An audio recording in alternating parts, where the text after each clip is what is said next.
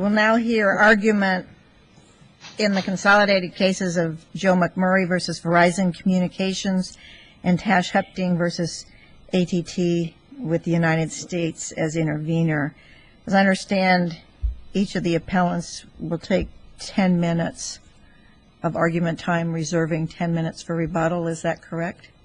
Almost, Your Honor. I will be taking 15 minutes, and Mr. Grossman, who will be handling the federal constitutional claims in the Hepting matter, will take 5. And Mr. Friend will take 10 minutes?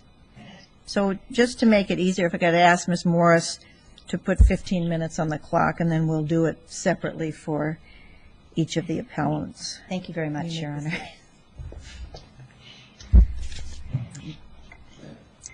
May it please the Court, my name is Cindy Cohen, and I represent the plaintiffs in the 33 collected MDL cases. The District Court struggled with Section 802, calling it sui generis, and I'd like to discuss how this statute oversteps 3 constitutional barriers: Article 1, Section 7, the non-delegation doctrine, and due process. While each of these alone would be sufficient to have the statute declared unconstitutional, taken together, I think it demonstrates just how clearly Section 802 bypasses our constitutional system of checks and balances. And the result is that the executive is allowed to effectively grant civil pardons to select telecommunications carriers for facilitating the massive dragnet surveillance of their own customers.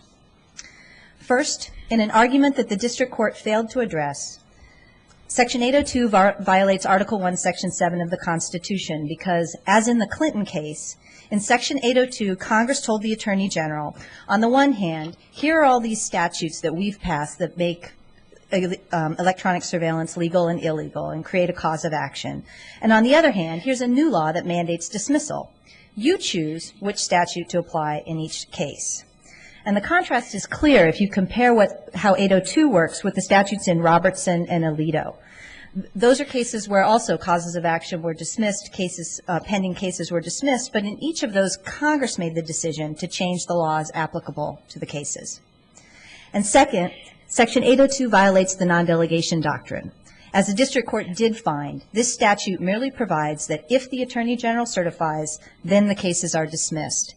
And it gives no guidance whatsoever for when the Attorney General should certify. And third, Section 802 violates due process, stacking the deck in the court in 2 key ways.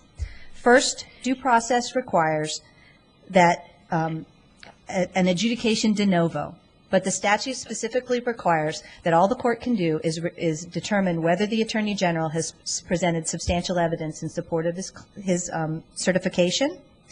And second, due process requires as a constitutional minimum that we get notice and an opportunity to respond. Here, we were not allowed a meaningful opportunity to respond because the executive is empowered under the statute to submit secret evidence to the court with no judicial check whatsoever, and thereby prevent adversarial testing of the evidence. In fact, we were not even allowed to learn all of the provisions of Section 802, which the Attorney General invoked here. Because of these 3 constitutional infirmities, taken singly or together, we do ask that this court reverse and remand. I think that the Article 1, Section 7 argument is the one that is the most compelling here. And the question about the empowerment of the Attorney General to basically decide the law here and choose which law is applicable to my client's claims. It was unfortunate that the District Court ignored this argument, and so we don't have the benefit of his analysis here. But I do think that that is the core way that Section 802 really oversteps the bounds. Don't you think you have to go to the Court of Claims? No, Your Honor. This is a case against AT&T. I understand that. But if your rights taken away, if the government has by enacting this statute, taken away a cause of action, that's your complaint, isn't it? No, Your Honor. We think the statute's unconstitutional and can't be upheld. That's what happened in Clinton, for instance. It's a taking without just compensation, isn't it? Well, we are not making a takings claim, Your Honor. Mr. Afrin will be addressing the takings claim that they made in McMurray. We're talking about the due process requirements necessary. So a court of claims isn't where we would need to go for this, because it's the statute itself and its lack of due process that we're challenging here. Mr. Affram will talk about the takings argument that he made.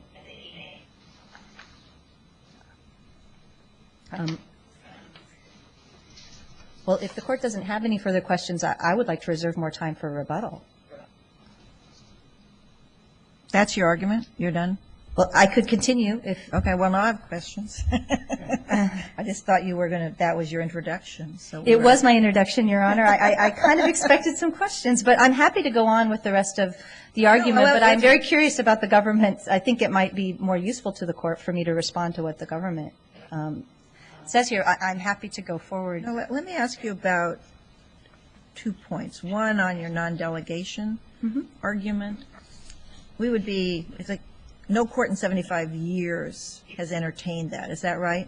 That's correct, Your Honor. So we're going to, so all of a sudden, after 75 years and scores of statutes in which they've had similar situations, we would step out and say all of a sudden that this is in violation of the non-delegation clause. Well, Your Honor, I think it's due to the fact that Section 802 is very different. And again, the district court struggled with this as well. The complete lack of an intelligible principle here is a marked difference from all the other statutes that Congress has passed. And I don't know why Congress didn't put an intelligible principle in this statute, but it plainly did not. It just says if the Attorney General certifies, then it gets dismissed. And there's no standards. You know, it's a low bar for Congress to get over, I admit. But Congress has to say something if they're going to give this kind of, if they're going to give discretion to the Attorney General, and this statute is just bereft of it.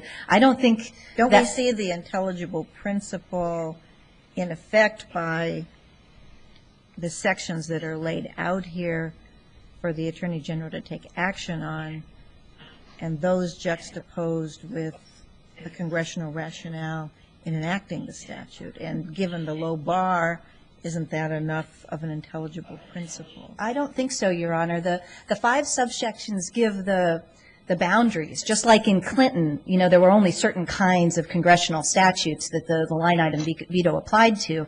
But that doesn't give you the decision about when the discretion should be exercised. It doesn't give the key decision-making authority. The statute doesn't say if any of these conditions exist, then the Attorney General should certify and the case would be dismissed. That would be a statute that I think might have closer to an intelligible principle in it. This statute just says whenever the Attorney General decides to certify, if it's in these little categories, obviously there's some boundaries about the kinds of categories, but if the Attorney General decides to certify, then the cases should be dismissed. And there's no guidance for the decision-making, the decision-making of the Attorney General. The Attorney General could decide not to certify any of these, or it could decide that it likes AT&T, so it's going to certify in the AT&T case, but it doesn't really like those Quest people, so it's not going to certify in a Quest situation or Sprint, and that's the kind of decision. That's what what Congress has to give them. Well, it has to fit to certify. It tells it what it has to fit into, yes. And within those statutes, there's some fairly specific detail about the nature of the statute and foreign intelligence or terrorism, and all of the same issues are the backdrop for the immunity statute to begin with, correct? That's correct, Your Honor, but the core thing that's missing for non-delegations purposes is an intelligible principle for when the Attorney General should certify. There are limits to the kinds of situations in which he can certify, but the fundamental decision, and the government agrees with us on this point, Your Honor, the fundamental decision about not listed in there whether to certify or not is left to the executive, and we think this gives too much power to the executive. We think Congress yielded too much power to the executive in passing this statute, and the Constitution has limits to how much power even Congress, even a willing Congress, and in Clinton the court talked about this a little bit, even a Congress willing to give its own power away is not appropriate. It's not appropriate for him to do so under our constitutional standards. But here, aren't we dealing with matters such as intelligence activity? We have an idea what that's all about, and terrorist attack, and matters such as that. Well, yes, Your Honor. he's not going to exercise his discretion if it doesn't involve doesn't involve intelligence activity or terrorist attack, or implicit in that is the safety of the country. Well, Your Honor, it's true that the statute says that there are only certain circumstances in which the Attorney General can certify. There are certainly circumstances where he can't. And those subsections A through 5, well, 5 is that it didn't happen, which is really a merits decision, but 1 through 3 are particular defenses that already exist in the FISA law. Number 4 is this new directive one. The court can find that the certification is not supported by substantial evidence. That's true, Your Honor. That's more than a mere scintilla. That gets into more the due process side of this. The court does have a veneer of a role in this case, but it's not a full role. Normally when you assert a defense, the court decides de novo, was the defense met or not? There is an adjudicator who decides that. The difference, back to the point about non-delegation, and then I'm happy to talk about due process, the difference in the non-delegation situation is that just because what happened here falls within the 5 subsections of 802 does not mean that the Attorney General must certify. And again, this is a difference between where the carrier's argument and the government's argument here. The government and plaintiffs agree that the statute just leaves it up to the Attorney General's whim or anything, we don't know, to decide whether to certify once those conditions exist. Well, the district court didn't say that the government is left to its whim, did it?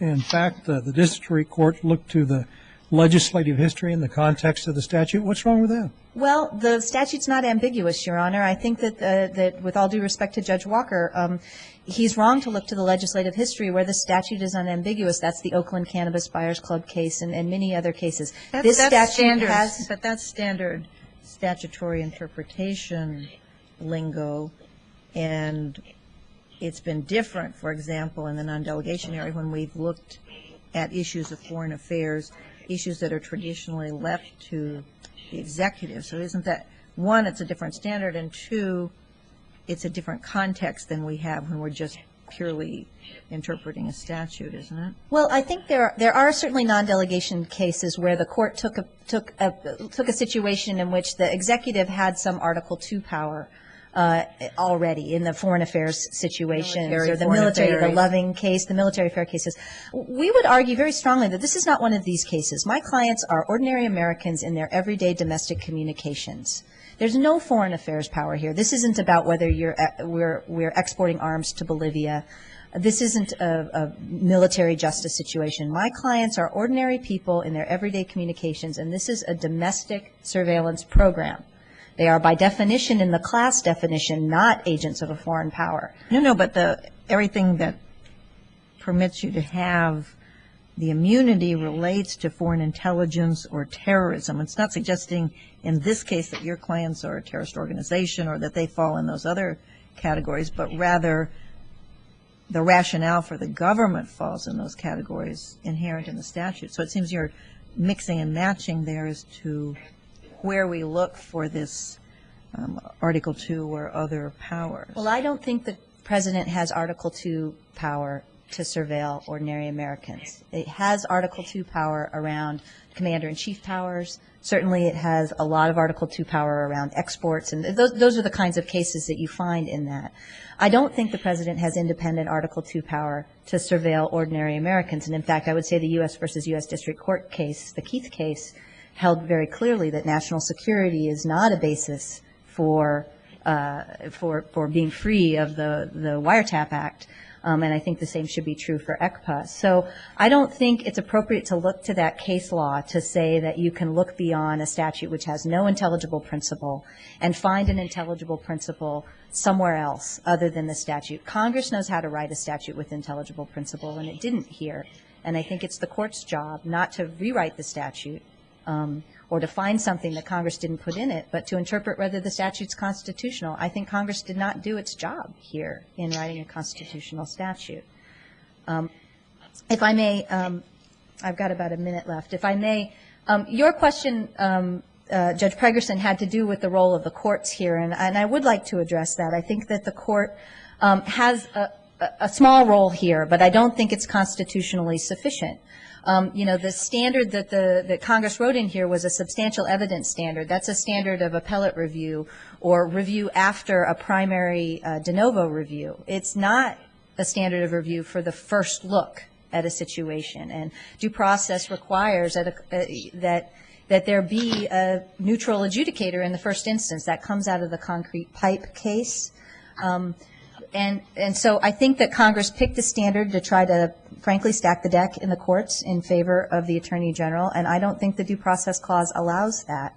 I think the court deserves, and the plaintiffs deserve, to have a neutral adjudicator here. Nobody here says that the Attorney General was a neutral adjudicator. The Attorney General certainly didn't ask me for evidence on the other side before he was making his decision. He's not playing the role as the adjudicator. Everyone agrees about that. What's he actually doing, though? It seems that the briefs gloss over what the Attorney General is doing. If you look at the first three grounds that you could certify on, those are all FISA-type grounds related to foreign intelligence, national security, et cetera. And basically, if the Attorney General certifies based on those, he's basically saying that that process was already in effect through another statute, correct? He is, but he's not triggering the actual statutory defense. 802, again, kind of stacks the deck pretty dramatically procedurally. I mean, those are all defenses that could be raised in a regular case. You didn't need Section 802 No, for but that. these are situations where there's no notice in Sections 1, 2, and 3. In the underlying statutes, those are things that are done without any notice to the surveilled party or with the device being placed and that sort of thing. So I'm having some trouble understanding what kind of evidence one would put on in any event under that. Well, Your Honor, I see my time is up, but I think that the evidence you could put on is whether the scope of the surveillance is actually what was represented. You can talk about that. Obviously, we have a claim here about dragnet surveillance. We don't think that even a FISA court could authorize the dragnet surveillance of non-targeted ordinary Americans. So we could certainly put on evidence that no matter what the certification says, the surveillance that we've alleged and that we could prove is far broader than what a certification could even allow under the law. And, you know, the difference. And you could put on that evidence if, let's assume the statute is constitutional and now you're back in the district court. Could you not put on that evidence? No, Your Honor, I don't think so. I think 802D limits the evidence that we could put on to merely evidence of a certification, an order, a classification. I mean, we tried to put all that evidence in here.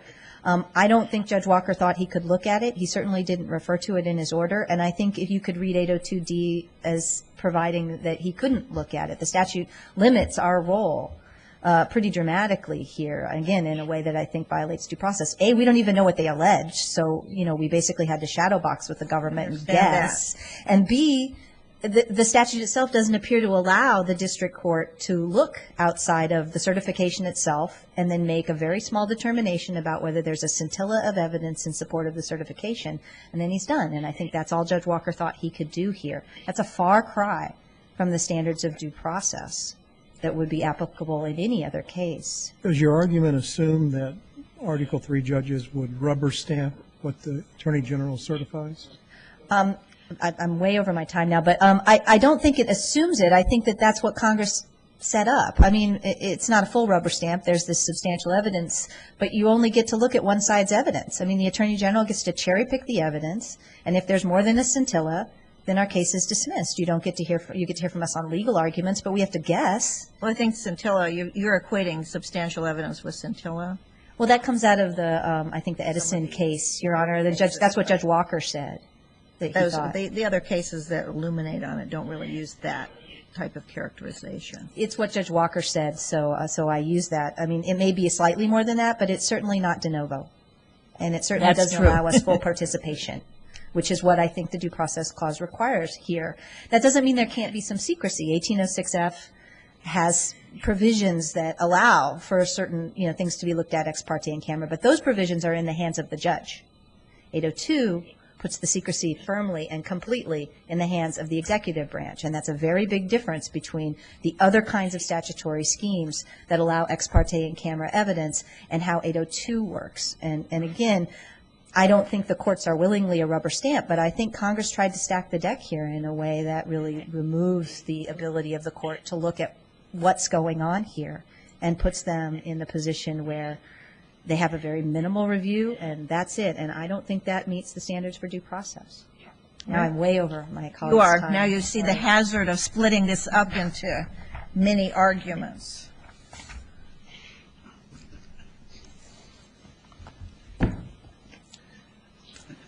Good afternoon. My name is Harvey Grossman, and I'm presenting argument on behalf of the collective cases on one issue, and that is whether Section 802 violates separation of powers and due process in completely eliminating any form, whether in state or federal court, for the constitutional claims raised by the plaintiffs in this case. This court last faced this dilemma in American Federation of Government Employees versus Stone in 2007. In that case, it recognized the guidance provided by Webster v. Doe and examined first whether or not the statute clearly evidenced Congress's intent to eliminate all forms for the claim, and two, recognized that if it did so, it raised a serious constitutional question. In this case, there can be no doubt that all forums for the adjudication of the constitutional claims by the plaintiffs against the defendant telecoms has been eliminated. And so this court is faced with that precise constitutional question. Is it different where, in fact, here the claims against the government are preserved? No, it is not, Your Honor.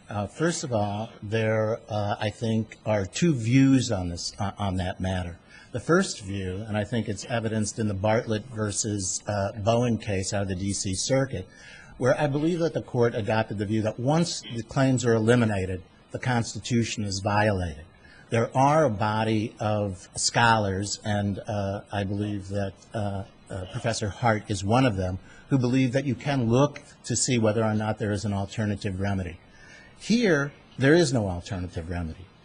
The issue the suggestion that a claim against the government is sufficient has never been found by any court to be adequate where the plaintiffs are where the defendants are private parties. The only instances in where the courts have looked at that is where there's a substitution of a government. But they're acting at the behest of the government here, correct? Well, whether they are acting at the behest of the government or collaborating with them, acting Where are you going to get jointly. your constitutional claim if they're not? We clearly believe that they are acting jointly, but we also believe that there are two different and distinct patterns of conduct. This is not a case where all of the claims and all of the defenses are identical as they are in some of the cases where alternative remedies were looked at. For example, Verizon has asserted an affirmative right under the First Amendment to turn information over to the government. They did that in their motion to dismiss, which I believe is item number 274 in the district court docket. In that particular motion, they actually, independent of whether or not the government can request it, whether or not there is some reservation of Article II powers in the President to be able to get these materials, they assert that they have a First Amendment claim themselves under both the Free Speech Clause and under the Right to Petition Clause to turn over information to government. Now, that's an extraordinary argument, and it suggests that there's a necessity for a full and complete adjudication of both the facts and the law, and not simply the conduct of the government, who we chose not to sue, but in fact the specific conduct of these telecoms. Because what can happen in the aftermath of the use of this alternative remedy, that is, suing the government, and I question after listening to the first argument here today whether that is a very viable course of action according to the government itself, that there would be these residual claims out there at any point in time, even if we were to get an adjudication against the government that their conduct was unlawful, there would still be telecoms out there with a belief that they have a First Amendment right to provide that information willy-nilly. Now, there's a number of circumstances under which that could occur, but if the government were to follow the course of conduct that it has up till this point in time, we will be totally unaware of those entreaties. We will not know when government goes to them. It will be impossible to find out. What What people have done in this case is chosen not to sue the government. While 5 cases out of the nearly 40 cases do sue the government, over 30 cases chose not to. People specifically chose to sue the telecoms because they viewed them not as secondary players, as is suggested by both the briefs of the government and the telecoms here, and even the district court opinion, but they found them willing collaborators. They are the people And that's when Congress stepped in. Well, Congress may have stepped in, but Congress does not have the power to remove this court's power to adjudicate constitutional claims. This is a species of wrong that is different than all of the violations that we have depicted to date. It is the question that has been pressing the courts for over half a century. But Congress has, in its extreme loss of its constitutional compass in this case, directed that question squarely before the court. There is nowhere to go with that issue. There are no claims left in state or federal court. There are no forums. There are no administrative processes where we can get an injunction that directly binds the defendant telecoms. Thank you. Your time has expired. Thank We you. have your argument well in mind. Thank you. I just want ask him one question. Surely. What about a situation where the government had agreed to indemnify the telecommunication providers against any claims or losses asserted because of these wiretaps? I think that that would be a much more difficult question. I think that that would raise the kind of Bivens issues where a lack of an alternative forum apparently is not in play because the judiciary's ability to farm that kind of a damage action is limited by the constraints that Congress can impose on them. But this is not a damage claim. We have abandoned, quite frankly, the damage claim that we brought in the district court. We're seeking solely injunctive relief, and there is no precedent whatsoever for alleviating the private defendant who conspires with government, collaborates with government, acts jointly with government to massively violate the constitutional rights of individuals from the power of the judiciary to entertain the claim and to provide appropriate equitable relief. What is the relief on a program as indicated under subsection 4, which has concluded? What is the prospective injunctive relief? Well, we don't take the position that that the only issue is the terrorist screening program in subsection 4. I understand, but let's say as to that section, is there any prospective injunctive relief on that program? There is, unless the telecoms assume their obligation to show that that claim is moot. The burden is on them to show that they've stopped engaging in the conduct that's described. It is not the plaintiff's burden to do that. Well, no, that's not the question. The only certification could be on subsection 4 for that period, September 11, 2001 to January 17, 2007. So as to that period, is there any prospective relief? There may be prospective relief. What would it be? If that program is, in fact, clandestinely ongoing, which we do not know, then we can enjoin it. We're not allowed to make that inquiry. They have the burden to prove that it's terminated. If they want to say that we're not, there's no likelihood of recurrence, I think the government cites Lyons for that proposition. If we're not entitled to equitable relief, we're not. I don't want to beat a dead horse, and maybe I'm not clear in my question. But if there were a program ongoing, it doesn't fall in subsection 4, does it, by definition, which has a date in it? Might have a serious problem, constitutional or otherwise, but it doesn't fall in subsection 4. If the time frame is interpreted as limiting the actual act of surveillance, I agree with the court. But again, we don't attack the terrorist screening program. We attack the president's surveillance program, probably. We don't know with clarity. But we. All right, thank you. Thank you. I appreciate your answer.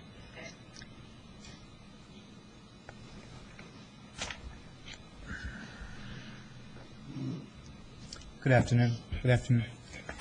I represent a group of clients who appear in the Anderson complaint, which was also McMurray 1. I'm going to be arguing 3 principal points. The first is that the Anderson complaint pleads causes of action against government defendants. Mr. Grossman was addressing a related issue.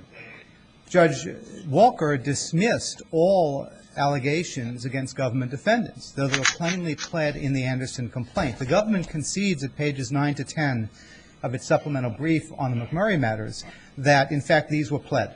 The government distinguishes them from Lebeau, which only raised the government as a nominal defendant. The government acknowledges Anderson pleads specifically, in substance, causes of action against government defendants. These should not have been dismissed. 802, by the government's own acknowledgement, does not extend to government defendants. Therefore, declaratory relief, and to the extent injunctive relief is available, should still go forward with respect to the government defendant claims as Anderson has originally set forth. Anderson was never withdrawn. It was never vacated. The dismissal is only because Judge Walker said there was no amendment to include claims against government defendants. Yet they were there all along, and the government acknowledges it. And these are claims separate and apart from any takings claims, is that correct? Yes, Your Honor. This goes to the substance of the illegality of the underlying action. And so this is separate from the monetary claims against the private defendants. It's separate from the issue of the taking. These claims were there all along. Now, you know, there's no question that there's precedent allowing declaratory relief with respect to this type of action. Though not cited, I can provide the site, United States v. United States District Court, a 1971 decision from the Supreme Court, held that the Nixon administration had no power to engage in warrantless surveillance, even in spite of a claim of an emergency state due to terrorist attacks. The court said, the Supreme Court said, our courts under Article 3 are competent and frequently address issues concerning or touching upon national security. There are abilities to cabin in the inquiry, if necessary, to protect any governmental interest. But the court, by an 8-0 vote, rejected outright, with respect to Judge McEwen, the question you posited, whether there are some areas where intelligence questions, security questions, really take this outside of the court's scope. The court rejected that. I'll just note Justice Rehnquist did not sit on that case because he had participated in the development of the program when he was with the Justice Department, so it was an 8-0 decision. But that makes it clear declaratory relief, at the very least, is available where there is an intrusion into protected rights, whether they're constitutional or statutory, as they are under the ECPA and the SCA. So Judge Walker should not have dismissed those governmental claims, and the government makes it clear they existed all along. It concedes that. Just to be clear then, if we look at the Anderson complaint, and I don't know what other claims, but apart from any 802 or takings claims, then there will be general constitutional claims against the government standing on their own 2 feet. Yes, Your Honor. All right. And I'm quite confident of that because I wrote it, and it was designed to survive this very type of congressional intervention. So with respect to pre-9/11, it's also agreed that Section 802 does not mandate dismissal as to pre-9/11 activities. In the Bell South Master Complaint, which appears at page 217 of the excerpts of records, it's in Volume 2, there are 2 clear pleas as to pre-9/11 domestic surveillance in which Bell South is alleged to have participated. They're very clear assertions, and they were in the Bell South complaint all along. And so Judge Walker's determination that there was no amendment to include pre-9/11 allegations is with respect to the district court error. They were there all along. Which complaint are those in? This is in the Bell South Master Complaint, which appears at page 217 of the Volume 2 of the appendix. And Did you move to reconsider? we did, and we were denied. Okay. And that's really one of the bases. And in the motion, you pointed out that the Anderson and Bell South complaints covered these issues? I can't remember offhand, but I assume Mr. Schwartz did, or at least focused the court's attention on that. In any event, they were there all along. And that's not an 802 No. claim? No, it is not. In fact, Judge And Walker... that's a claim against the government also? Or is that against the Interestingly, telecoms? Your Honor, Bell South did not incorporate claims against the government, though some of those parties came from the original Anderson complaint. So Bell South does not contain specific allegations against government defendants, only against Bell South, pre-9/11. However, Anderson, which was never dismissed or vacated prior to the final judgment of dismissal, plainly is directed to a great degree against government defendants. And the government concedes this at pages 9 and 10 of their brief. So really there was no reason for us to amend the pleadings to incorporate claims that the government itself concedes were there all along. So Judge Walker, with respect, is in error. Even if there's a technical question of whether subsequent to the MDL creation, there should have been an importing of the Anderson governmental defendant claims into some formal new document. Well, that's what I was going to ask you, is when everything moved to California, whether that changed the landscape to some degree in terms of the pleading landscape. Well, it really does. Yeah. I'm sorry. Under the MDL rules. It really doesn't, because the MDL rules even speak of returning the original complaints back to their originating court once discovery is completed. And so although that's sort of honored more in the breach in reality, the rules themselves anticipate that those original complaints maintain their integrity. And no one has moved to dismiss them. What's significant on both the pre-9/11 assertions and the governmental defendant claims, there's never been a motion to dismiss. The only motion to dismiss filed is on the 802 issues. And 802 was carefully construed by Congress, at least on this one point there's a clear principle, not to include dismissal as to government defendants or as to pre-9/11 activity. And so we've had no benefit to demonstrate the sufficiency of those pleadings because no one's ever made a motion challenging them. We've been dismissed through the back door, so to speak. And this is a very significant due process problem. We have clearly stated claims. There is clear precedent in our jurisprudence for declaratory relief against government entities for this type of violation, and yet we're being thrown out of court. So to paraphrase Judge Pregerson, not only has the court been told to go away, but we've been told, you know, we don't even have any right to be here, even though we specifically and clearly delineate claims against the government and pre-9/11 claims. So I would note the pre-9/11 issues are separate from the governmental defendant claims. Even if the court should conclude, well, there may not be specificity, though there is, as to pre-9/11, we say there is, and we're prepared to identify at least one named witness who will speak to those very issues. There clearly are governmental defendant claims which are viciously and nauseatingly detailed. And I was very careful to construct this to survive. And so we've been denied due process. We've been denied the very ability. Did you tell Judge Walker about this mystery witness? We identify an informant in the original Anderson complaint. We don't put his name. I understand. Yes. I would like to speak briefly to the takings question. Obviously, Judge Hawkins, that would be, in our view, a second best. Excuse me.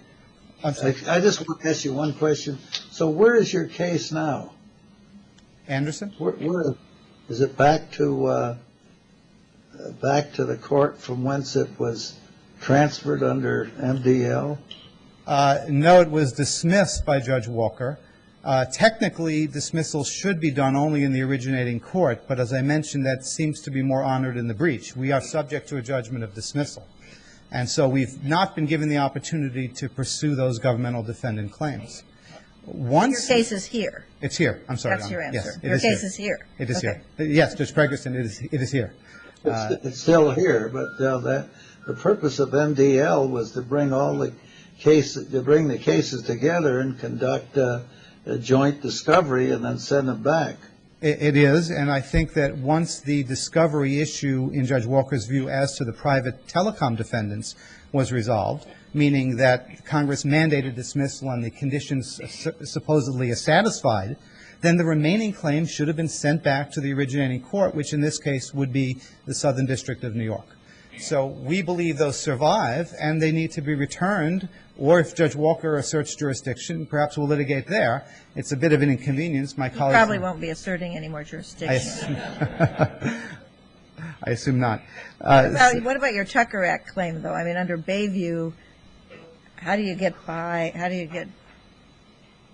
forward on your takings claim? How do you get jurisdiction in the district court? Well, actually, under the Tucker Act, actions below $10,000 are cognizable in the district court. And the liquidated claim under the statute is $1,000 per violation. So if one proves no monetary harm but proves injury or proves liability, then one at least has a liquidated claim of $1,000 per violation. What's your claim for? The claim is for $1,000 multiplied by 200 million phone subscribers. How much would that be? Would that be more than $10,000? In aggregate, yes, but just to do my math? Okay. It is in aggregate more than 10,000. In fact, my math was incorrect. The New York Times corrected it when it reported the story and raised it many tens of billions. I was incorrect in my math. But even at very least, the named plaintiffs have individual $1,000 claims in liquidated context. So even if it never went to a class action, Your Honor, there is a cognizable claim that could lead to a declaration of liability with respect to at least the actions of the telecoms and the government together under the Tucker Act, but in the district court, because the individual claims would be less than $10,000. We've never asserted any other monetary damage beyond the liquidated claim of $1,000 per violation. So there is a basis for that to proceed in the district court, even under that context. Obviously, if it's aggregated to a class action, would that bring it above $10,000? I mean, I suppose. Well, but that's what your claim is. It's an aggregated, it's a class action allegation, correct? It is, but we're not certified. It could I proceed as to the understand, individuals. but the determination is based on the allegations at the outset of the case. Well, that's the way of looking at it, and I can't dispute that that is. I mean, you can't sort of roll the dice and see where it's going to go and then decide which court you're going to be on if there's fairly strict jurisdictional limitations under the Tucker Act. Well, with respect, I don't think we were saying that, and though we disagree with his decision, we were happy to stay with Judge Walker in that context and litigate there. If I could just address, I realize I'm over time, very briefly the takings, more broadly, just to say that we think that's a second-best remedy. But if this Court upholds Congress's intrusion into the Article III jurisdiction, then we think that it's important that this Court would validate that this would represent a taking, since all remedy is abrogated. And with respect to the questions from the bench, the government has not been invested with the liability to pay monetary damages, unlike virtually all of the other precedents we cite.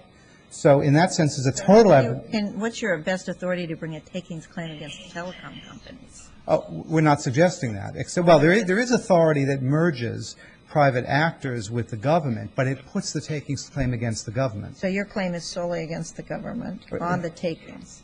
Yes, there is a doctrine, actually, of sovereign immunity passing to the private defense vendors, such that they either share the government's immunity, if it exists, or the government is responsible for their liabilities. And so in this context, the takings claim would have to be against the government for the actions of the telecoms. And obviously the Court of Claims, if it went, they would have to litigate the substance of those questions. All right. We have your briefing on this point. Yes. I think Thank you very much. Expired with your time. Thank you very much. We'll now hear from the telecom and the government defendants. May it please the Court, my name is Thomas Bondi. I represent the United States.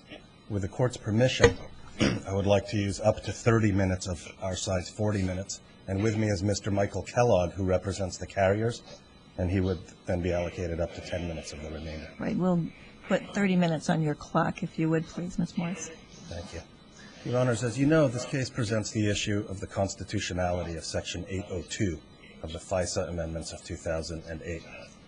That statute provides, in specified circumstances, for the dismissal of actions against telecommunications carriers and other persons alleged to have furnished assistance to an element of the U.S.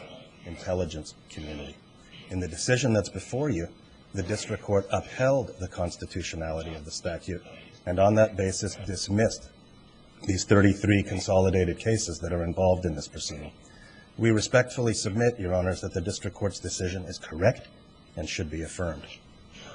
For present purposes, Your Honors, the central feature of this statute is that it makes its effect contingent upon an executive branch fact-finding. And in that regard, Your Honor, the statute is not all that unusual. In any number of circumstances, Congress has passed and passes statutes that in one way or another are dependent on an executive branch determination in order to have their consequence. And in any number of circumstances, the courts, including the Supreme Court, have upheld the constitutionality of this kind of statute, including against the very type of constitutional challenges, like the non-delegation challenge that are brought in this case. The Attorney General's role under this statute is cabined and narrowly circumscribed. The certification that the Attorney General is authorized to provide is limited to certifying whether one or more of 5 very specific factual circumstances exist in A1 through A5 of the statute. The Attorney General, in a sense, gets to check off one or more of those 5 boxes, and to certify to the court whether any of those factual preconditions exist. A1 is perhaps the best example, Your Honor. Under A1, the Attorney General gets to certify to the court whether the alleged conduct of the defendant was undertaken pursuant to a FISA court order. That's just a yes or no question that the Attorney General checks off. Alleged conduct was undertaken pursuant to a FISA court order, or it was not. And I'd remind Your Honors, as you know, that whether a FISA court order exists is itself classified for reasons far beyond this statute. FISA court orders are classified. Does Section 802 apply to pre-9/11 conduct in Sections 1, 2, 3, and 5? Yes, absolutely, Your Honor. A4 is specifically limited in time. So that's the only one that limits what was known as the surveillance program? That's right, Your Honor, and it specifically limits TSP, Your Honor, the terrorist surveillance program.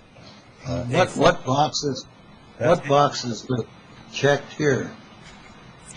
Are you asking me what boxes have been checked in this case, Your Honor? Yes. Obviously, that's completely classified, Your Honors, and the answer to that is available to Your Honors in the Attorney General's classified certification. But what, if any, boxes have been checked here, and whether anyone has or has not been surveilled, whether the government does or does not have a relationship with any of the defendants, all of that is just completely classified.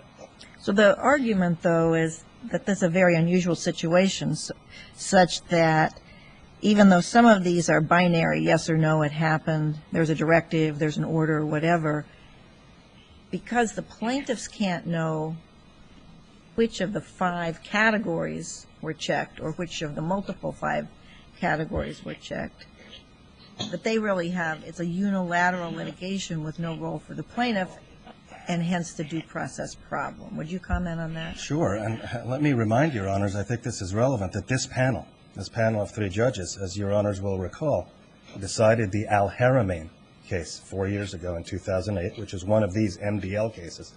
Your Honors issued a published opinion in that case, and you stated in that opinion that Your Honors all looked at the classified materials in that case in camera, ex parte. That's what you said in your opinion. There was nothing wrong with that procedure, and not to put too fine a point on it, Your Honors, but when the 3 of you decided Al-Haramain, you didn't violate the Constitution. You engaged in in-camera, ex parte review, and there was nothing wrong with that. And here, that procedure applies. The question there was not the certification, however, No. the immunity. That was a state secrets privilege question. And that was a state secrets privilege question, and it related to an unusual circumstance where the secret document had sneaked out and come back. So it is a little bit different than this case. The facts of that case were different, but the general principle still applies. And here, Your Honor, the in-camera ex parte procedure that applies, it applies because Congress said so. In the Act, in this statute, Congress provided for an in-camera ex parte procedure. And Congress did that because it understood that these matters that we're talking about here, the contents of the certification, the underlying allegations in the cases, all of it is highly classified, and the information has to be and can properly be protected.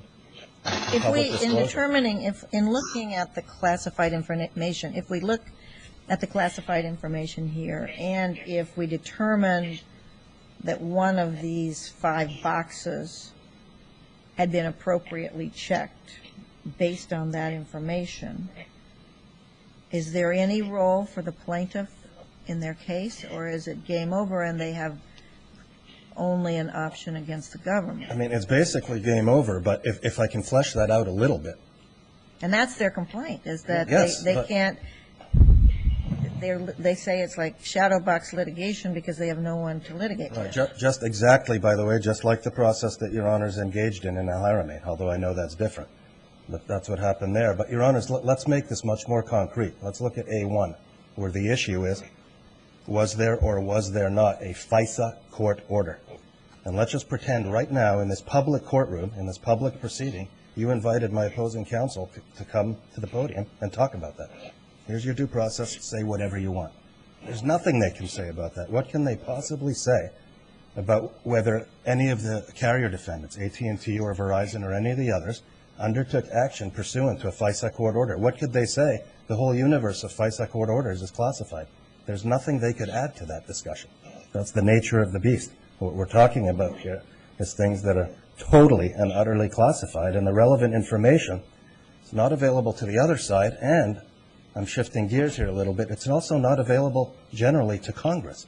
And that's one of the reasons Congress has to delegate this kind of fact-finding to the executive branch. And that's true then also of subsections 2 and 3? All of it, Your Honor, it's the same thing. But I mean, subsections 1, 2, and 3 are particular statutes. And subsection 4, we've had a lot more information in the public domain on that topic, correct? There's been some general information, yes, about the existence of the program. That's so we right, know Your the Honor. program exists. Various NSA people have made statements or had documents that have been in the Right. public domain. But for example, among the many things, Your Honor, that are not known about that program are who was or was not surveilled, whether any non-government persons were involved in that program, if so, which non-government persons and what they might have done. So none of the facts, none of the details are known or could be known, and those are all covered by, Your Honor, among other things, the state secrets privilege.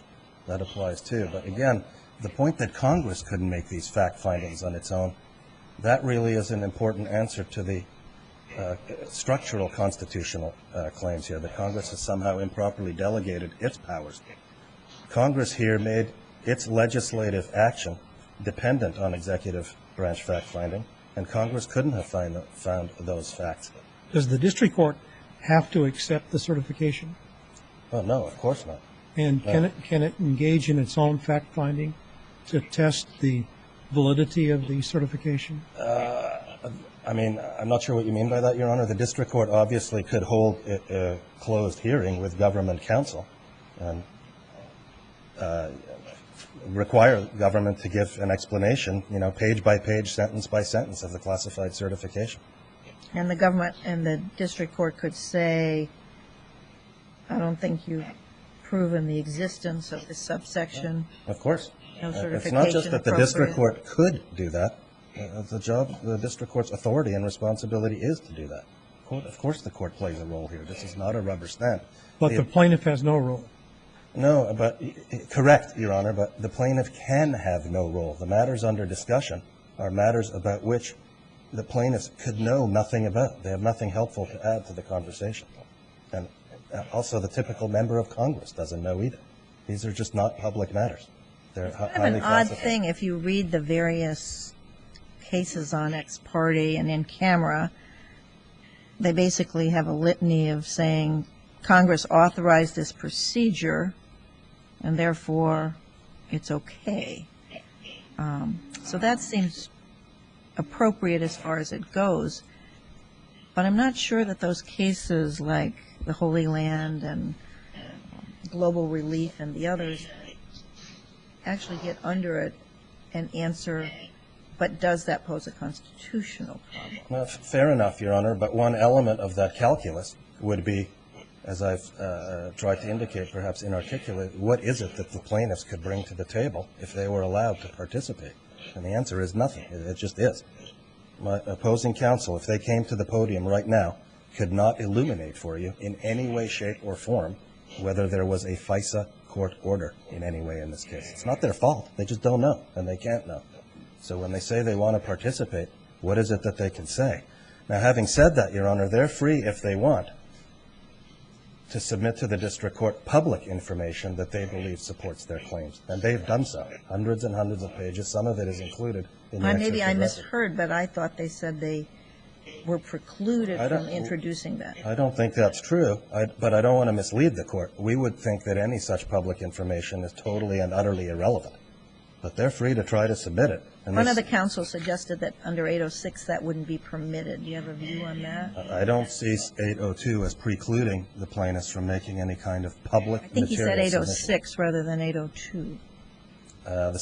Your Honor, the section we're talking about is I know 802. we're talking about 802, I- but he said 806, so I'm asking you, is there another section No, that I'm somehow not- limits? I'm not even There's sure. definitions that precede this. I don't but- think so, Your Honor. And again, I want to make sure I'm articulating myself clearly. We don't see the statute as precluding the plaintiffs in a case like this from trying to make a public submission to the court, and they have done so here.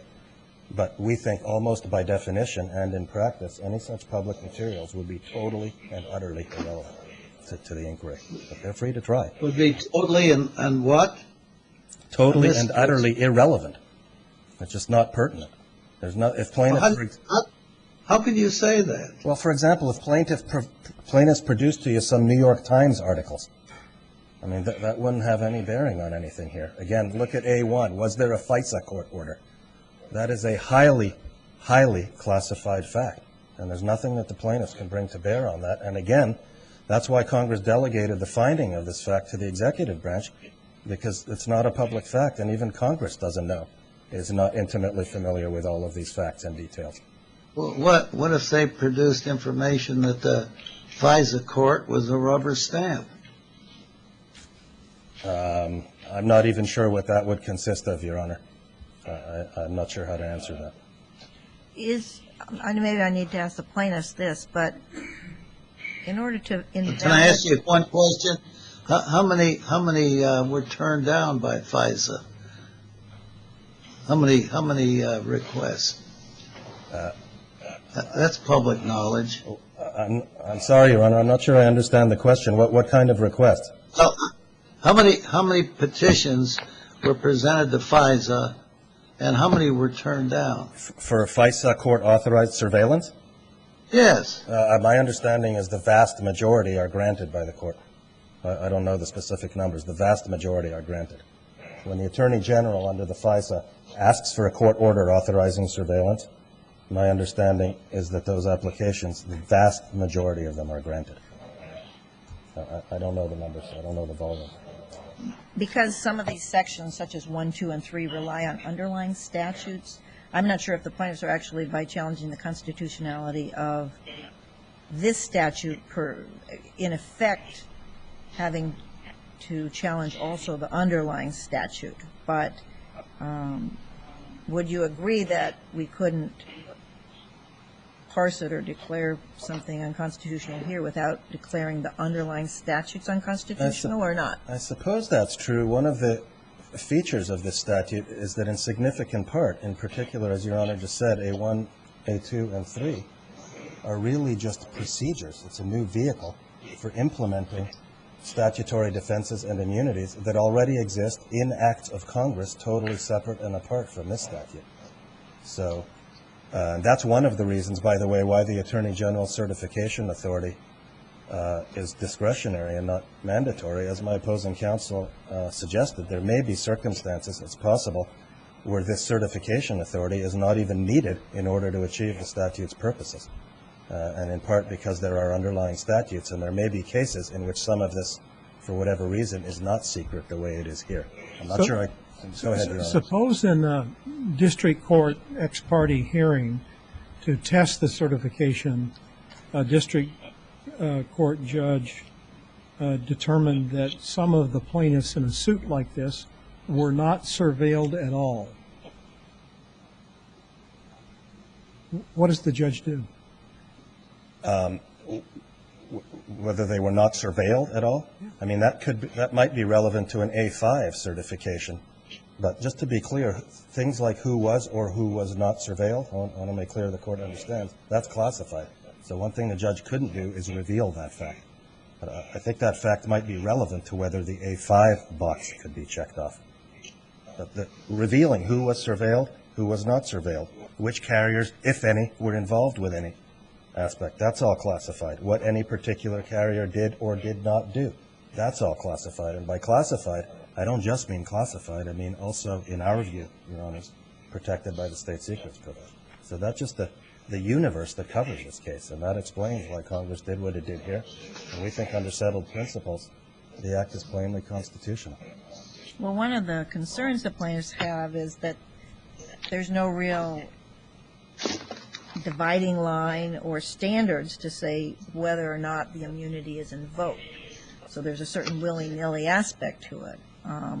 Apparently it's been invoked here. You've said that. So that's the only public thing we know. There's been some invocation, and there's been some documents submitted that are classified documents.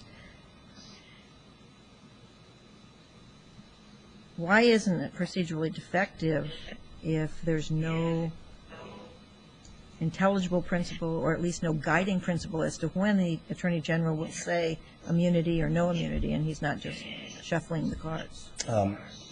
I think there are intelligible principles, and I'll get to them right away. But let me point out, Your Honors, that it would be extraordinary, it would be very odd for Congress to pass a statute like this that confers on the Attorney General a potent tool. This is a potent tool when the Attorney General uses it. It can result in the dismissal of court cases. It would be very odd for Congress to grant the Attorney General this authority, to give the Attorney General this big stick, if you will, and then say, you must use it. You are compelled to use it. It is mandatory that you use this power. That's generally not how Congress confers authority on the Attorney General or the head of the CIA or the head of the FBI or the executive branch in general. The discretion here makes perfect sense. And again, there may be circumstances in which there is no need for the Attorney General to invoke this procedure because its purposes are served otherwise. Well, why did Congress confer such authority? There had to be a reason. We know there are two reasons, Your Honor, at least two reasons. They're interrelated, and they were articulated very clearly in the legislative history, and they provide a sufficient intelligible principle. Number one, Congress was concerned that the prospect of litigation itself and the prospect of litigation liability could improperly deter in the future private persons from lawfully cooperating with the United States intelligence community in a way that would result in harm to national security. That's number one.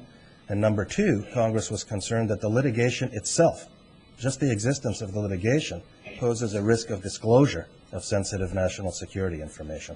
Those were the two animating purposes of the statute. We know that. Congress said it over and over again in the legislative history. Those principles, combined with the fact that the Attorney General's certification authority is limited to just checking off these 5 very specific boxes, A1 through A5. If you put all of that together, that's more than sufficient to satisfy any non-delegation concern in this case. Well,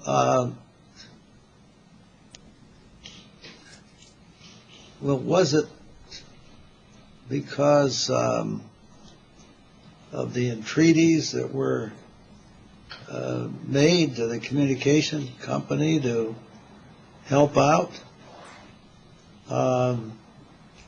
It's important to us, national security, that you give us a hand on this. And then all these lawsuits were filed, and they posed a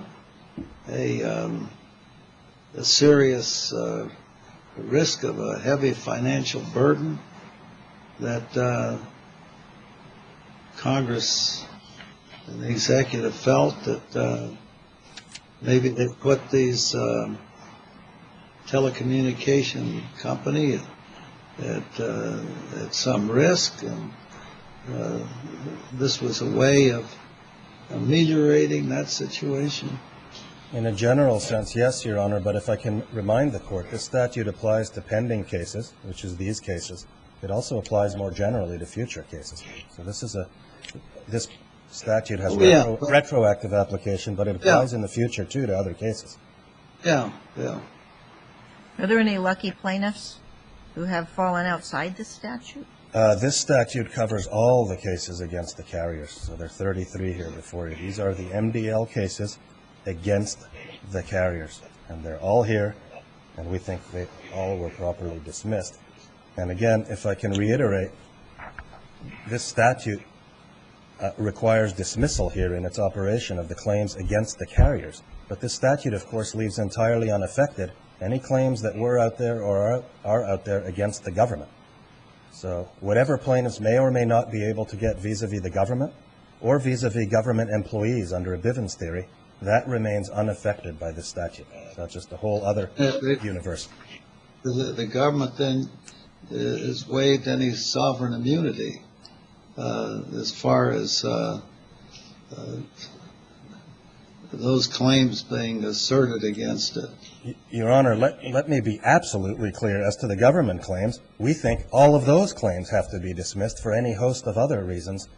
The state secrets privilege, some claims for money would be barred by sovereign immunity. There could be Article 3 standing. issues, but those are arguments that we make in the other cases, and those will be accepted ultimately by this court if they're right. The only point here is that this statute applies to the carriers and the carriers only and leaves all the government cases entirely unaffected. Your Honor, may I respond briefly to something one of my opposing counsel said about the pre-9/11 allegations? I'd like to clear that up. There are 33 cases here. This includes Anderson and Bell South? That's exactly what it includes, yes, Your Honor, and nothing else. As I understand it, I think my arithmetic is right. That's 4 of the 33 cases, but I might be wrong. Anderson, also confusingly called McMurray 1. It's hard to keep track of these cases. And the Bell South cases, and I think there are 3 of those, and I'm sorry if some of those numbers are wrong. It doesn't really matter. Some of those complaints contain allegations that refer to claimed pre-9/11 activity by the carriers. That's obvious. It's right in there. The district court understood that.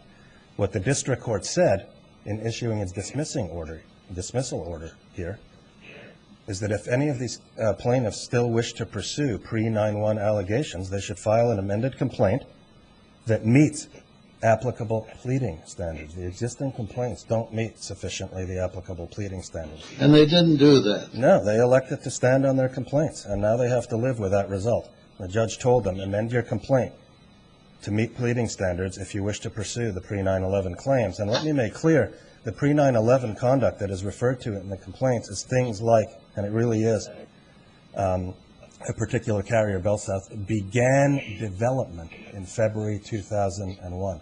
It's things like that. It doesn't mean anyone was actually doing anything pre-September 2001. And the judge understood that and said, you need to make those allegations of pre-9/11 activity more specific, file an amended complaint if you wish to pursue them. And the plaintiffs here expressly elected not to do that, and they're now stuck with the consequences. And in any event, none of that matters, because the Attorney General's certification here expressly covers all of the allegations in all of the complaints, and that includes the pre-9/11 allegations. The Attorney General's certification covers everything. It says so.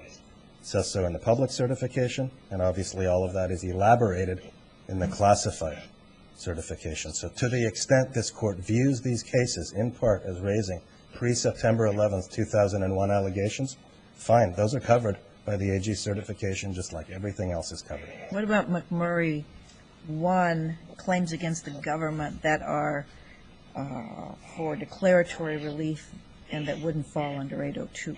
802 does not and should not result in the dismissal of any claims against the government. And to the extent in that case claims against the government were dismissed, that's wrong. That's a mistake. But I feel someone here has to defend Judge Walker, so let me just do it very briefly. No, I mean, we don't have to defend. All right, okay. Him. I mean, there are so many cases and claims here. We're just trying to make sure we get the correct posture for each of these fair cases. Enough, Your Honor. So to the extent that there are claims against the government, obviously 802 doesn't affect those, and to the extent that they were accidentally swept in, that would be an error. Correct. Thank you. And we've never argued otherwise. That just affects one of these 33 cases, and only in part. Your Honors, unless the Court has any further questions, I have nothing more, and I would pass the baton to Mr. Kellogg. Thank you. Thank you. All right, don't drop it.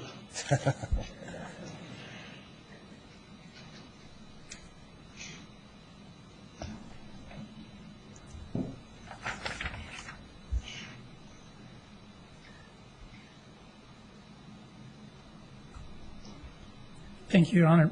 Michael Kellogg on behalf of the carriers. As Mr. Bondi explained, Congress made a considered judgment that it would be both unfair and potentially harmful to the national security if carriers who were alleged to have assisted the government in alleged surveillance were subject to lengthy suits and potential ruinous liability.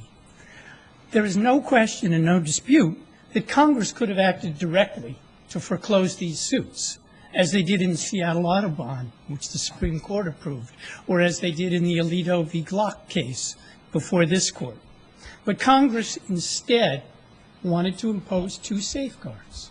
They wanted the Attorney General personally to certify that one of the circumstances set forth in the statute was satisfied before immunity was given, and they wanted an Article III court to look at that certification and determine that there was substantial evidence supporting it.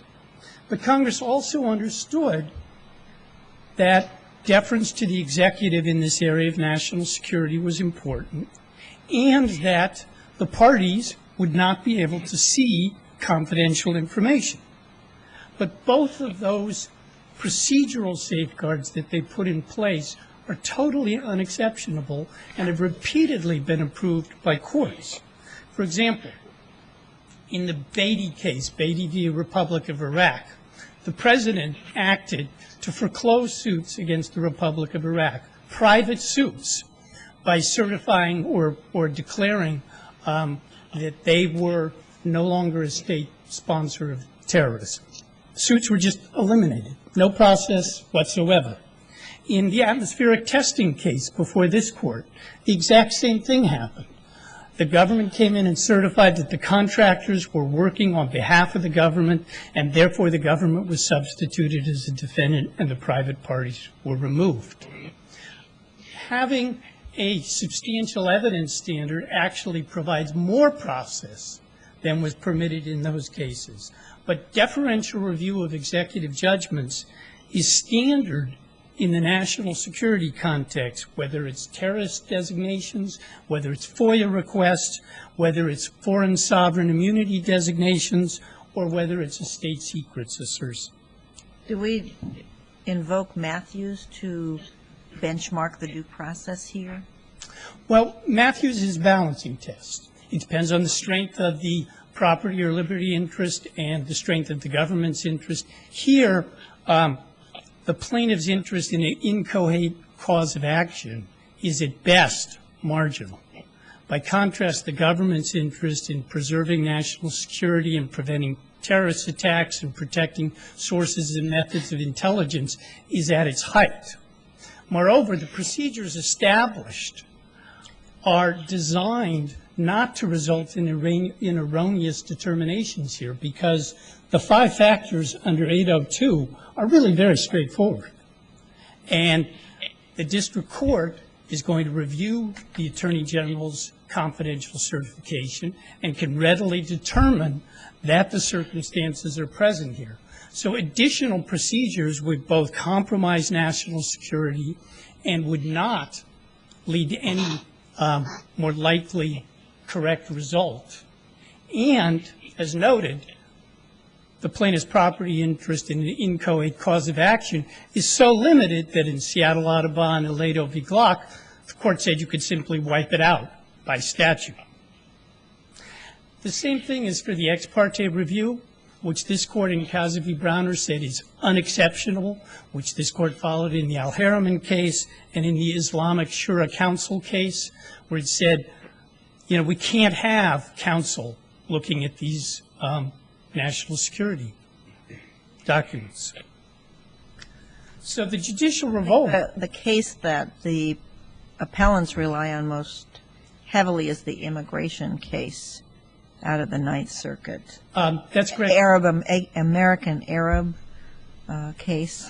They do rely on that. I would point out that in that case, what the court said was that the statute did not allow the use of secret evidence. They interpreted the statute to not allow the use of evidence in that case. Here, of course, the statute is absolutely clear that upon the Attorney General's certification that disclosure of the information would compromise national security is to be kept secret.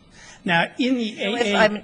It can't be an answer that Congress simply said an ex parte procedure is enough. That can't be enough to pass constitutionality. Otherwise, the Congress could say, well, I think we should have ex parte procedures in the federal courts. That's true. I was simply distinguishing the AADC. You would agree that would be unconstitutional if that were a blanket. If they said what?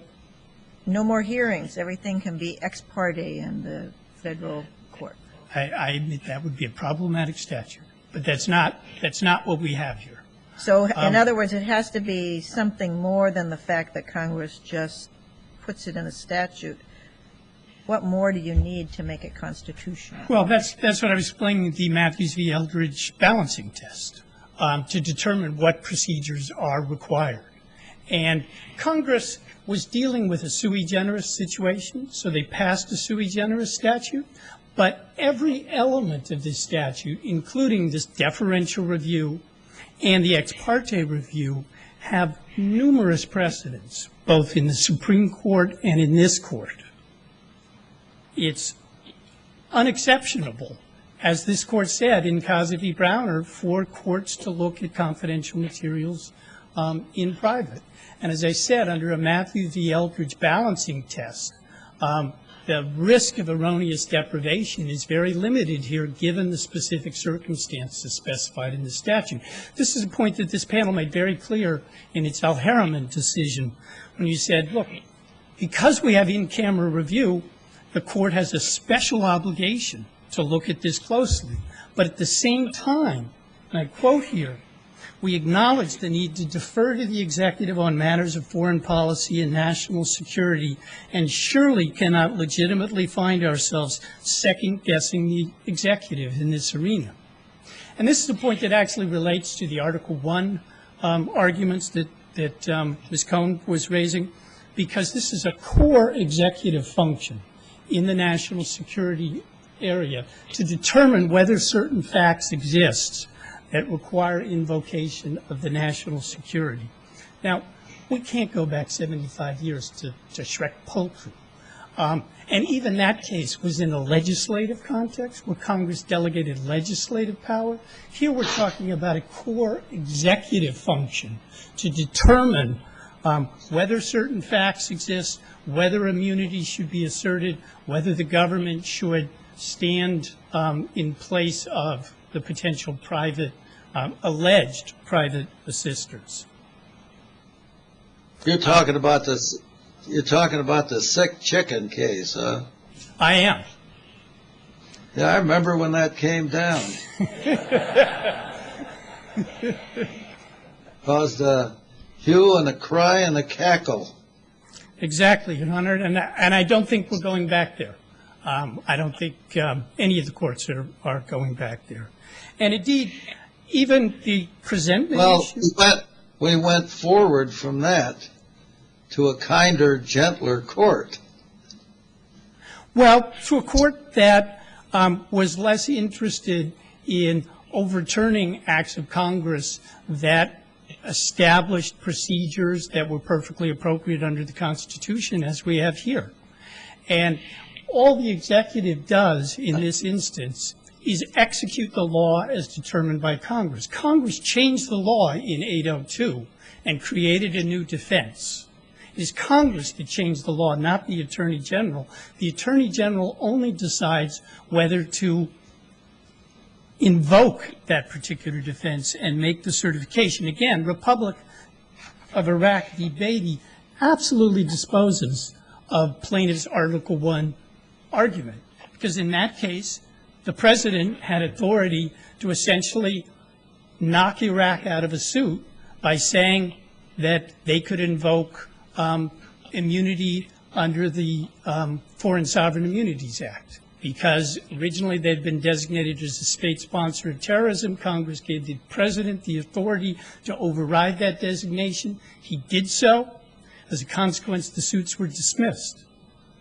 And the Supreme Court found that perfectly acceptable under Article I.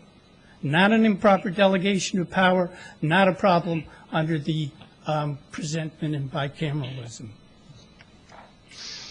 The only other point I would like to make is to correct something Mr. Saffron said about the takings claim.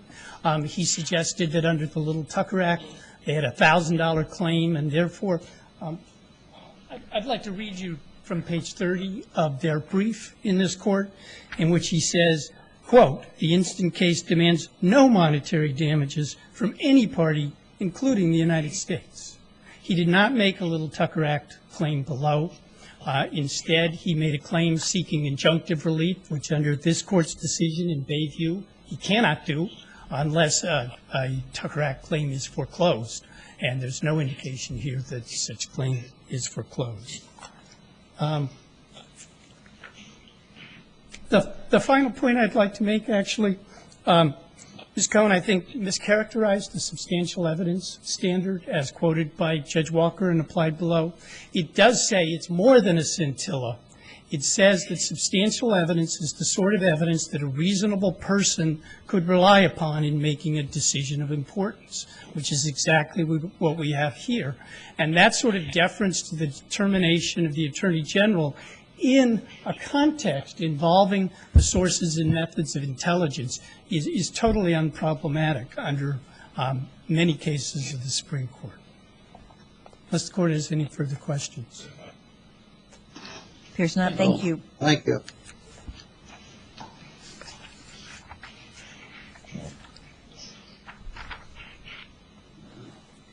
All right, Your Honor, I will try to reserve 2 minutes for Mr. Afrin, and hopefully won't use all of that. I wanted to start first with what Mr. Bondi said, I think, repeatedly, which was, what could we possibly say in response to their certification? And I would like to say that we would actually have quite a lot to say in response to their certification. And I want to look specifically at A4 and A5. Those are two provisions that have actually quite a bit of statutory language about what the attorney can do and when he can do it. First of all, under A4, the program must have been designed to prevent a terrorist attack. We certainly would have a lot to say about whether the untargeted dragnet surveillance of all of the telecommunications customers of AT&T met the standard of designed to prevent a terrorist attack under A4. But under 802, we have no role. And I want to be very clear. I think Your Honor might have misheard me. It's Section 802D is the section that limits the role of the parties here to merely presenting a certification here. Under A5, which is the one where the Attorney General has denied that they are engaging in the content surveillance, the denial is very carefully couched. If you read the public certification, they said that they're not doing a content dragnet in order to perform keyword searches of people's communications.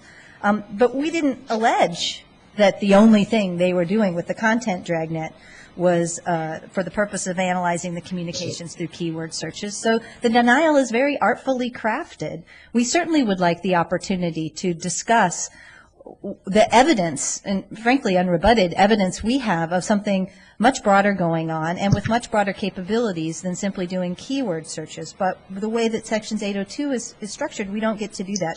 And I would point the Court to the excerpt of our complaint in the excerpts of record, Section 55, 56, 131, 132, 176, 177, 217, 218. Why would it matter under Section 4? Because what there's under Section A4, they only are able to have the written directive. The substantial evidence must demonstrate that they were given a written directive and that the surveillance was designed to prevent a terrorist attack. We would like the opportunity to demonstrate that the surveillance that actually occurred could not meet the standard of designed to prevent a terrorist attack. And so the Attorney General would not have met his burden here. If this were a de novo review, we would put in our evidence of what we thought happened. They would put in their evidence about what they thought happened, and the Court would review themselves.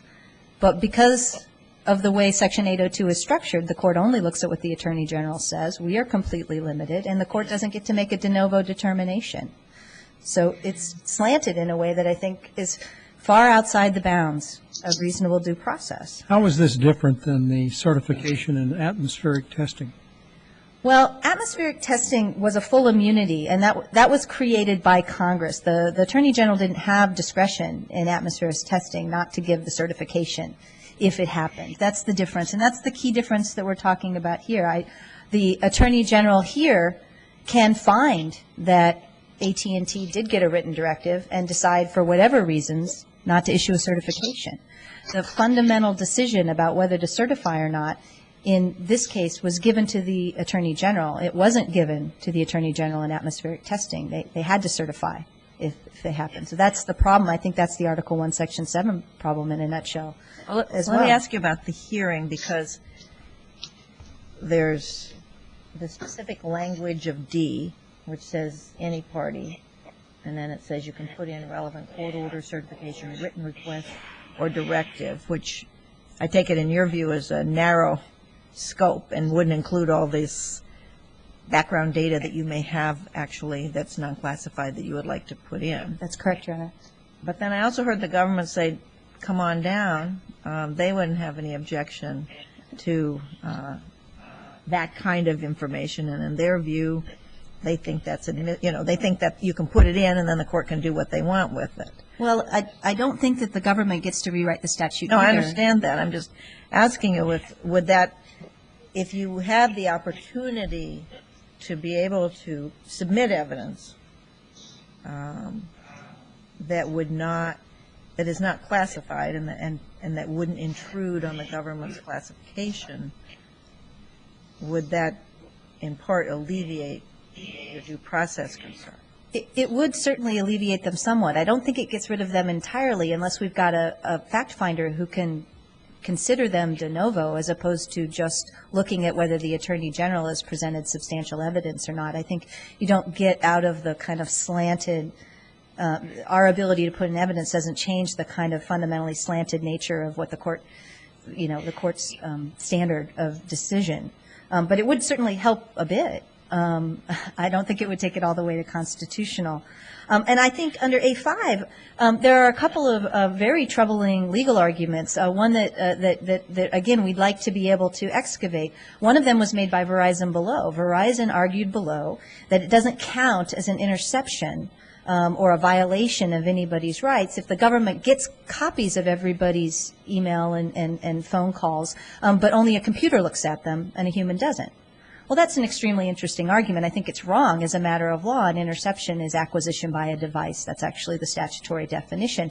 But if the government's denial that they're doing it is based upon this legal analysis, we have no way of knowing. We can't argue it. We don't have a position to maybe make this incredibly important, I think, legal argument. Does a computer listening to your communications count or not? We're denied access to make that kind of argument. We also don't know. The other argument that we've heard sometimes is that the government gets copies of everything, but then they only look at the header information, the to and the from and the subject lines, and they don't actually look at the content. So that shouldn't count for purposes of a content dragnet. That's another very interesting question that I would like to litigate desperately. But that is what the government's doing. It is not the assistance provided by the carrier. In other words, whether the government then does a keyword search or analyzes it or sends it through the computer is unrelated to whether the assistance got there in the first place that permitted the government to do that, isn't it? So it seems to me that you're turning things inside out and mixing and matching the claims that you have. I don't think so, Your Honor. If I may, it goes to whether they've issued a denial of the content dragnet. And what I want to know is, okay, what's behind that denial? Is that denial based upon this legal analysis? In which case, I want to be able to challenge that denial as not a denial at all for purposes of what is that they're denying. So for purposes of A5. They issued a content dragnet denial.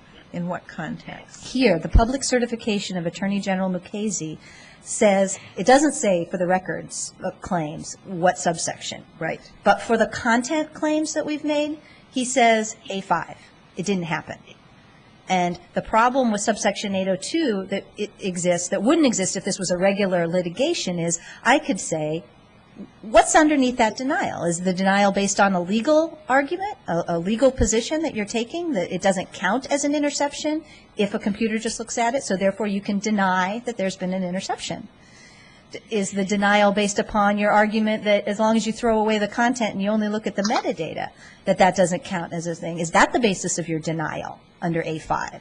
I would get to litigate that, and the judge could decide, and the judge could say, I don't think the government's legal argument that doesn't count as an interception holds water, so therefore I don't find that this denial is a substantial denial. So there are really important legal questions underlying, we think, especially the denial here, that we'd like to get to, but 802 prevents us from getting to. If I may, a couple of... I'm just trying to understand your argument, because under Section 5, assistance, which has to come from the telecom and doesn't relate to the government, is defined as if the telecom is providing access to information facilities or another form of assistance. So how does that fit into your argument? Just explain that to me again. I'm not quite sure I'm understanding the government rule versus the telecom rule. I think, and Verizon made this argument below in the district court, that it doesn't count as assistance if it wasn't itself an interception. So unless the assistance creates the legal interception, it doesn't qualify as assistance either, and so it doesn't count for purposes of the statute whether they've provided assistance or not. So that's Verizon's argument below about the computer searches. We've heard similar arguments about metadata. Were you permitted to counter that on a legal basis? I mean, make your legal argument. We were not. I mean, we put a couple paragraphs in, but again, the statute really doesn't provide for the court to look at anything other than the attorney, whether there's substantial evidence in support of the Attorney General's certification. I'd like to clarify a couple of other things quickly. First, one of the questions that time has expired. I'm sorry. Thank you. Your Honor, may I take those 2 minutes nevertheless? We had reserved 2 minutes for you. Thank you.